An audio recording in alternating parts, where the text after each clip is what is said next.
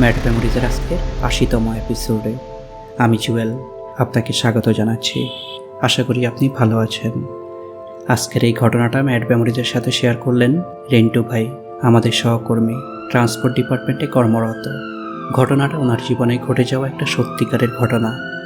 রাতের বেলা লাশ পরিবহনে ওনার কোনো অভিজ্ঞতা বা ইচ্ছা কোনোটাই ছিল না, কিন্তু সেদিন প্যাচে পড়ে বাধ্য হলেন রাতের বেলায় লাশ পরিবহনে। আর সেদিনে ওনার জীবনে ঘটে একটা ভয়ানক ভৌতিক অভিজ্ঞতা, যা উনি আজও ভুলতে পারেননি। সেই ঘটনাই শুনতে যাচ্ছেন আজ। ধন্যবাদ জানাচ্ছি রেন্টু ভাইকে আজকের এই ঘটনাটা ম্যাড মেমোরিজের সাথে শেয়ার করার জন্য। চাইলে আপনিও শেয়ার করতে পারেন আপনার জীবনে ঘটে যাওয়া যে কোনো স্মরণীয় ঘটনা, আর তা পাঠান madmemories@gmail.com বা ফেসবুক পেজে। আর শুনুন নতুন নতুন ঘটনা প্রতি শুক্রবার ঠিক রাত ৯টায়। চ্যানেলটি যদি আপনার ভালো লাগে, লাইক, কমেন্ট, শেয়ার আর সাবস্ক্রাইব করে পাশে থাকুন। তাহলে চলুন আজকের ঘটনায়। ২০১২ সালে আমি ট্রাক চালাতাম, মাছের ট্রাক। আমার কাজ ছিল কুয়াকাটা থেকে রাতের বেলা মাছ নিয়ে সকালে ঢাকায় পৌঁছানো। মোটামুটি ভালোই রোজগার হতে চলল। ঘটনার দিন ঠিক ভোরবেলায় ঢাকায় মাছ ডেলিভারি দিয়ে ট্রাকটা স্ট্যান্ডে রেখে চলে গেলাম ঘুমোতে। আর ঠিক সন্ধ্যায় ঘুম থেকে উঠে ট্রাক ভাড়াটা কালেক্ট করে গেলাম মালিকের বাসায় টাকাটা বুঝিয়ে দিতে। টাকাটা মালিককে বুঝিয়ে দিতে মালিক জানালেন সে রাতে আর কোনো ভাড়া পাওয়া যায়নি, অর্থাৎ আমাকে রেস্টে থাকতে হবে, যেমনটা প্রায় সময় হয়ে থাকে। আমি যখনই মালিকের বাসা থেকে বেরোতে যাব, এমন সময় হঠাৎ উনি আমাকে বললেন আমি অ্যাম্বুলেন্স চালাতে জানি কি না। আমি অত শত না ভেবেই হাঁ বললাম। সত্যি বলতে আগে যদি জানতাম আমাকে এই পরিস্থিতিতে পড়তে হবে, তাহলে জীবনেও আমি মালিকের কাছে স্বীকার করতাম না যে আমি অ্যাম্বুলেন্স চালাতে জানি। তারপর আমি ওনাকে জিজ্ঞেস করলাম উনি অ্যাম্বুলেন্স কিনবেন কিনা। উনি তখন জানালেন অ্যাম্বুলেন্স অলরেডি ২ মাস আগে কেনা আছে। যে ড্রাইভারটা চালাচ্ছে সে ভালোই চালাচ্ছে, কিন্তু ওর বাড়িতে সমস্যার জন্য ও আজই ৪ দিনে ছুটিতে গেল। আর কি কপাল, আজই ওনার এক পরিচিত গাড়িটা চাচ্ছেন, বেশ রিকোয়েস্ট করছেন। তারপর উনি আমার দিকে চেয়ে বললেন তোর বাড়ি তো সাতক্ষীরায়, গাড়িটা ওদিকেই যাবে, তুই গাড়িটা নিয়ে যা, ফেরার সময় তোর বাড়ি হয়ে ২-১ দিন ঘুরে আসিস। আমি আগু পিছু না ভেবেই বললাম তাহলে যাওয়া যায়। সাথে সাথে মালিক আমার হাতে কিছু টাকা ধরিয়ে দিয়ে আমাকে নিয়ে চললেন তার গ্যারেজে গিয়ে আমার হাতে গাড়ির চাবি আর একটা মোবাইল নাম্বার দিয়ে বললেন ঢাকা মেডিকেলে গিয়ে এই নাম্বারে কল করলেই চলবে। চড়ে বসলাম গাড়িতে। একেবারে নতুন গাড়ি, আর নতুন গাড়ি চালানোর মজাটাই আলাদা, একেবারে যেন হাওয়ায় ওড়ার মতো অবস্থা। নিমিষে পৌঁছে গেলাম ঢাকা মেডিকেলের সামনে। নম্বরে আর কল দিতে হলো না, একটা লোক আমার গাড়ির সামনে এসে ওনার নাম বলে ওনার দেখানো জায়গায় গাড়ির সাইড করলাম। তারপর ওনার কথা মতো গাড়ির পেছনের ডালা খুলে ড্রাইভিং সিট থেকে নেমে পেছনে আসতেই যা দেখলাম, আমি এটা দেখার জন্য মোটেও প্রস্তুত ছিলাম না। একটা বৃদ্ধের লাশ পড়ে আছে হসপিটালের সিঁড়ির উপর। ওনার মাথা থেকে মুখের চোয়াল সাদা একটা দড়ি দিয়ে বাঁধা, নাকের মধ্যে তুলো গোজা। সাথে আরও ২ জন লোক আছেন, যারা সাথে সাথেই লাশটাকে আমার অ্যাম্বুলেন্সের মধ্যে তুলে ফেললেন। ভয়ে আমার হাত পা কাঁপা শুরু করলো। আমি কি করলাম? যদিও আগে কয়েকবার অ্যাম্বুলেন্স চালিয়েছি, কিন্তু তা শুধু রুগী নিয়ে, লাশ তো কখনো বহন করিনি। ব্যাপারটা আমি কোনোভাবেই নিতে পারছি না। কাছাকাছি হলে না হয় একটা কথা, কিন্তু এত দূরের পথ, তার উপর আমার কোনো অভিজ্ঞতা নেই লাশ পরিবহনের। সাথে সাথে মালিককে কল দিতে মালিক আমাকে বুঝিয়ে শুনিয়ে লাশটা নিয়ে যেতে বললেন। তারপরেও আমি ওনাকে রিকোয়েস্ট করলাম লাশ পরিবহনে আমার কোনো অভিজ্ঞতা নেই, এছাড়া মনটাও টানছে না। এত দূরের পথ যদি কিছু হয়ে যায়। মালিক এবার আমাকে বেশ রিকোয়েস্ট করে বললেন আল্লাহর নামে চলে যেতে, কিছুই হবে না, আর কোনো সমস্যা হলে যেন আমি ওনাকে কল দেই। আগত্যা কি আর করা। রাত তখন প্রায় ৮টার উপর। লাশটাকে পেছনে নিয়ে লাশের সাথে থাকা ২ জনকে আমার পাশে বসিয়ে রওনা দিলাম খোদার নামে। আর যিনি মালিকের সাথে কথা বলে অ্যাম্বুলেন্সটা ঠিক করলেন, উনি আর গেলেন না। হয়তো মারা যাওয়া বৃদ্ধের কোনো পরিচিত হতে পারেন। জীবনে এই প্রথম লাশ নিয়ে গাড়ি চালাচ্ছি, কেমন যেন হাত পা কাঁপছে, গাড়ির স্পিডে যেন উঠাতে পারছি না। আমার আস্তে গাড়ি চালানো দেখে পাশে দুজন আমাকে প্রশ্ন করতেই আমি তাদের আমার ভয়ের কথাটা বললাম। দুজনেই তখন বেশ আশ্বাস দিয়ে বলল, এগিয়ে যান, আমরা তো আছি, ভয় কিসের। আস্তে আস্তে মিটার উঠাচ্ছে, সাইরেন বাজিয়ে একটা সময় ঝড়ের গতিতে গাড়ি চলছে রাতের অন্ধকার ভেদ করে। রাত তখন প্রায় 3টার উপর। এক নাগারে গাড়ি চালিয়ে কোনো রকম সমস্যা ছাড়াই আমার গাড়ি তখন সাতক্ষীরার রাস্তায়। বুক থেকে যেন একটা ভারী ওজন নেমে গেল। এখন ভালোই ভালোই ওদের পৌঁছে দিলেই হলো। কথায় কথায় সাথে দুজনের কাছ থেকে জানতে পারলাম মৃত ব্যক্তিটি হচ্ছে তাদের গ্রামের। বেশ অসুস্থ থাকায় এবং নিকট আত্মীয় বলতে কেউ না থাকায় গ্রাম থেকে তারা দুজন ওনাকে ঢাকায় নিয়ে আসলো চিকিৎসার জন্য, কিন্তু বাঁচানো আর হলো না। তারপর ওদের দেখানো পথে গাড়ি চালিয়ে যেতে থাকলাম। মেন রোড থেকে সাইড রোড, সাইড রোড থেকে শাখা রোড, শাখা রোড থেকে প্রশাখা রোড। গাড়ি চালাচ্ছি তো চালাচ্ছি, আর কত দূর। ও দুজনকে জিজ্ঞেস করলেই একটাই উত্তর, এই প্রায় পৌঁছে গেছি। কিন্তু সেই পৌঁছানোটা শেষ কোথায় তা খোদাই ভালো জানেন। তারপর ওদের আর কিছু জিজ্ঞেস না করে ওদের দেখানো পথেই গাড়ি চালাতে লাগলাম। একটা সময় ওদের দেখিয়ে দেওয়া রাস্তায় গাড়িটা নামাতেই দেখি পুরো মাটির রাস্তা, একেবারে এবড়ো থেবড়ো।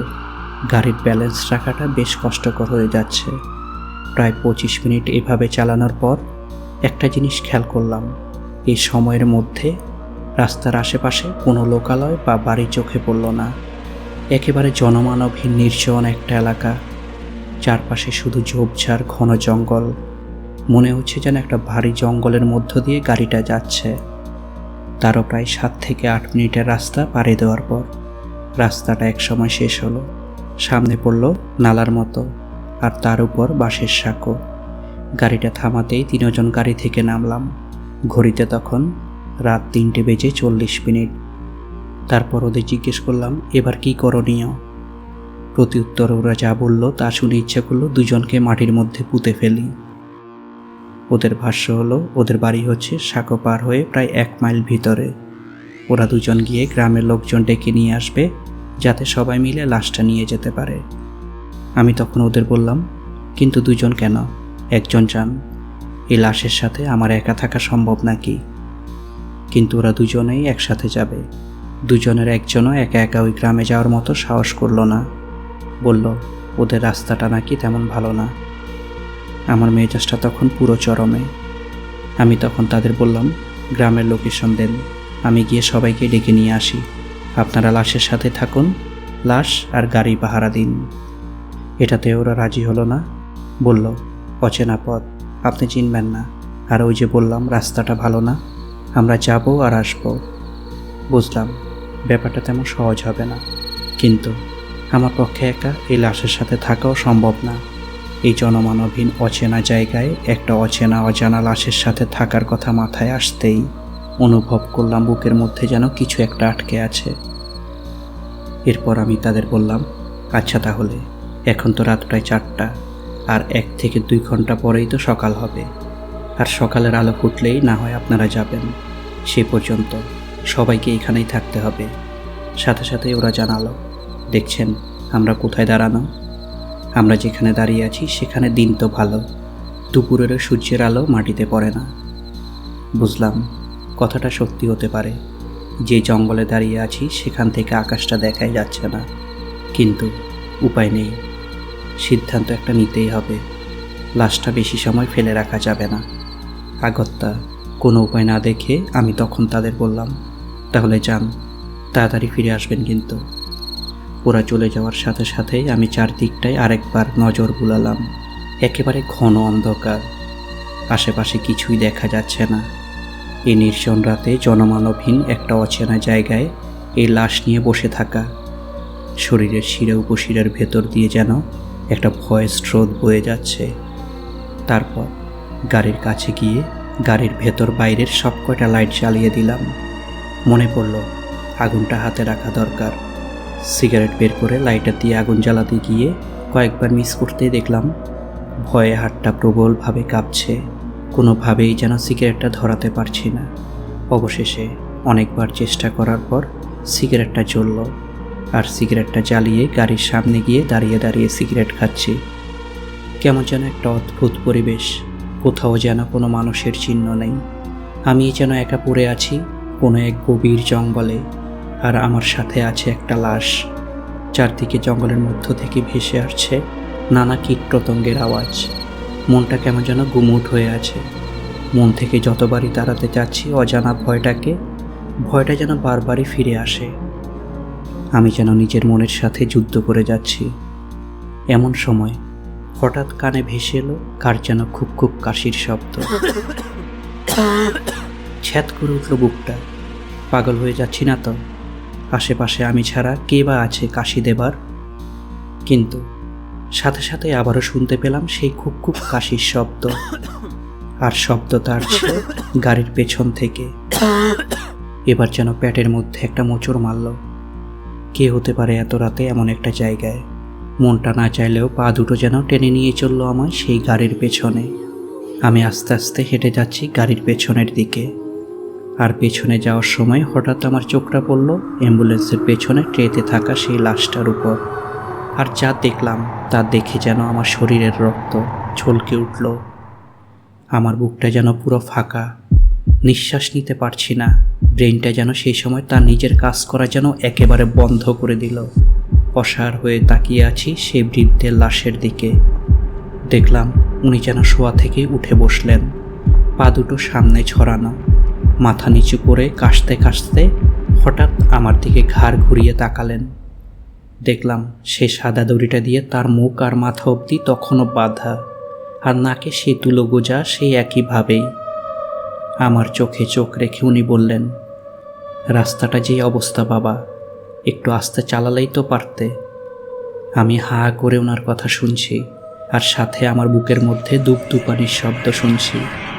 কতক্ষণ ওভাবে ছিলাম জানি না, কিন্তু এমন সময় মাথার মধ্যে কে যেন এক নাগারে বলে চলল অ্যাম্বুলেন্সের সাইরেনটা বাজিয়ে দিতে। কথাটা আমার মনে ধরল। আমি হাওয়ায় ভাসতে ভাসতে উড়ে উড়ে কত যুগ ধরে যেন হাতড়ে অবশেষে খুঁজে পেলাম সেই সাইরেন বাজানোর বাটন। সাইরেনটা বাজাতেই মনে হলো যেন পৃথিবীর বুকে শুরু হলো চরম কোলাহল। আর তখনই আমি যেন গভীর ঘুমে তলিয়ে গেলাম। অনেক সময় পর মুখে পানির ঝাপটা লাগতেই উঠে বসলাম মাটিতে। আমায় ঘিরে দেখলাম বহু মানুষের ভিড়। জানলাম সাইরেনের শব্দে আশেপাশের গ্রামের মানুষ এসে জড়ো হলো এখানে।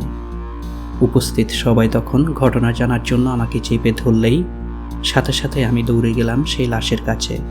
দেখলাম লাশটাকে একটা খাটিয়ে তুলে বেশ কয়েকজন, আর সাথে ওই দুজনকেও দেখতে পেলাম, রওনা হচ্ছে বাড়ির পথে।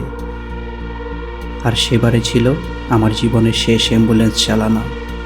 এতটা ভয় আমি জীবনেও পাইনি। কেমন লাগলো আজকের ঘটনা কমেন্টসে জানান। ভালো লাগলে লাইক আর শেয়ার করে দিন। সময়টা ভালো কাটুক আপনার, সুন্দর হোক আজও আগামী। শেষ করছি আজকের এপিসোড। ভালো থাকুন, সুস্থ থাকুন। ধন্যবাদ।